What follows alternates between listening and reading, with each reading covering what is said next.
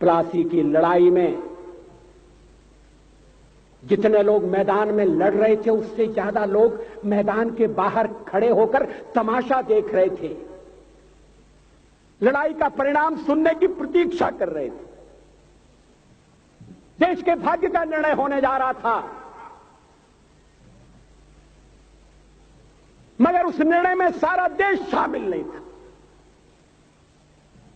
विदेश मंत्री के नाते मैं अफगानिस्तान गया था।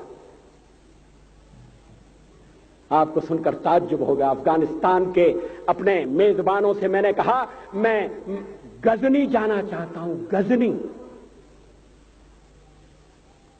पहले वो मेरी बात उनकी समझ में नहीं आई, कहने लगे गजनी तो कोई टूरिस्ट स्पॉट नहीं है, गजनी में कोई 5 स्टार होटल नहीं है, गजनी में आप जाकर क्या करेंगे, गजनी में आप जाकर क्या देखेंगे।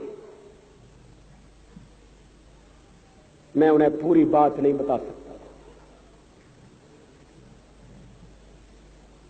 मेरे हृदय में कहीं गजनी कांटे की तरह से चुभ रहा है। जब से मैंने गजनी से आए एक लुटेरे की कथा पढ़ी है और किशोरावस्था में पढ़ी है, मैं देखना चाहता था वो गजनी कैसा है। आपको सुनकर ताज्जुब होगा, महमूद गजनी का अफगानिस्तान के इतिहास में कोई स्थान नहीं है।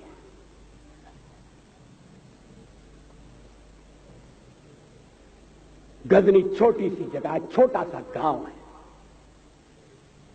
कल्पना करिए सैकड़ों साल पहले वहां धूल उड़ती थी, झोंपड़ियां थी, मगर एक लुटेरा लुटेरों को इकट्ठा करता हुआ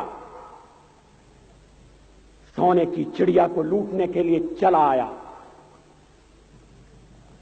आपस की फूट से जो राजा है वो लड़ेगा,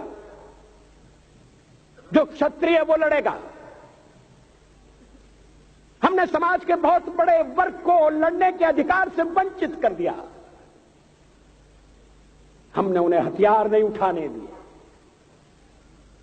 मार्शल नॉन मार्शल के आधार पर हमने समाज को बांट दिया।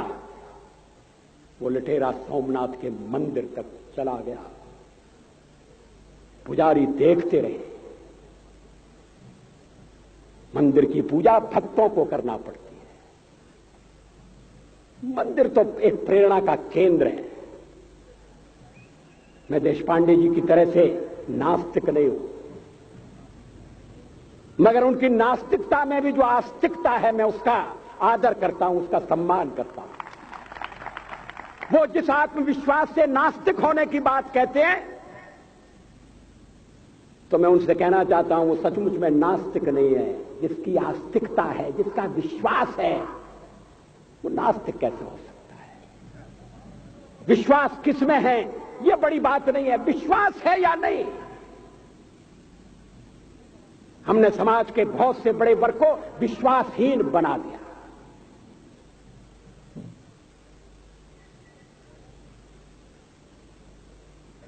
लोगों ने हथियार नहीं उठाए, वेद पढ़ने के दरवाजे बंद कर दिए। इसलिए हम पादाक्रांत हुए। अफगानिस्तान में मैंने एक बात और देखी। मुझे जिस होटल में ठहराया गया उसका नाम था कनिष्क। अफगानिस्तान एक मुस्लिम देश है। मुझे बड़ा ताज्जुब हुआ। मैंने कहा कनिष्क यहां कहां से आया? तो मेरे साथ अफगानिस्तान के विदेश मंत्री थे। मैंने कहा कनिष्क आपका कौन लगता है? कनिष्क से आपका क्या संबंध है? कहने लगे कनिष्क हमारा पूर्वज है, कनिष्क हमारा पुरखा है। He was one of our four father. मैंने कहा तब तो हमारे आपके पुरखे एक हैं। अफगानिस्तान के लोगों ने उपासना पद्धति बदली है, संस्कृति नहीं बदली। आज के भारत के परिवेश में यह सुनने के बाद थोड़ा विचित्र लगता है। हमारे यहां तो धर्मांतरण के साथ राष्ट्रांतरण होता है, ऐसा दृश्य दिखाई देता है। पड़ोसी देशों में ऐसा नहीं हुआ। अभी राम जन्मभूमि का मामला चल रहा है। एक विदेशी आए, कहने लगे राम जन्मभूमि का क्या झगड़ा है। हमने कहा इस पर विवाद हो रहा है कि श्री राम कहां पैदा हुए थे, और जहां पैदा हुए थे वो स्थान उनके मंदिर के लिए प्रयुक्त किया जाए या न किया जाए। वो इंडोनेशिया से आए थे, वो मुसलमान है। कहने लगे हम तो समझते थे कि राम के लिए सारे भारत में आदर होगा, सम्मान होगा। हमने कहा ये आपने कैसे समझा। कहने लगे आप तो इंडोनेशिया आ चुके हैं, इंडोनेशिया में बहुत से लोगों ने इस्लाम स्वीकार कर लिया, मगर श्री राम को विस्मृत नहीं किया, श्री राम को भुलाया नहीं। इंडोनेशिया के बाली द्वीप में 1 महीने रामायण की लीला होती है। मैं उस समारोह में जा चुका हूं। उस समय भी विदेश मंत्री मेरे पास बैठे थे। मैंने कहा ये रामायण ये क्या हो रहा है। मैंने कहा एक्सीलेंसी ये मंच पर क्या हो रहा है। कहने लगे एक्सीलेंसी आपको पता होना चाहिए।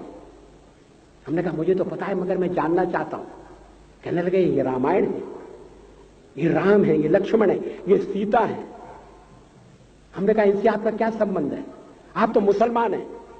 कहने लगे हमारा संबंध बहुत पुराना है, हमारा तब का संबंध है जब हम मुसलमान नहीं हुए थे।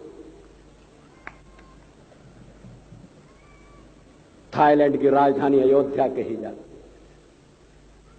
थाईलैंड के राजा को आज भी राम कहा जाता है। सावरकर जी ने हिंदू राष्ट्र की बात की, हिम्मत के साथ। बुनियादी तौर पर भारत हिंदू राष्ट्र है,